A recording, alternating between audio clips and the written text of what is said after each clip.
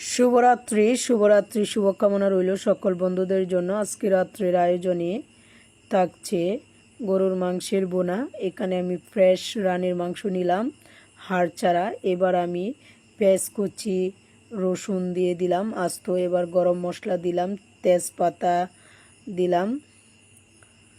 এইখানে আমি গুঁড়ো জিরেও দিলাম, জিরাগুলো সবসময় আমি গুঁড়ো করে রাখি।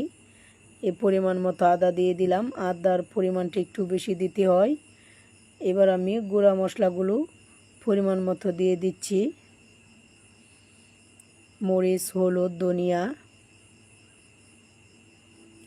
এবার পরিমাণ মতো তেল দিয়ে দিলাম,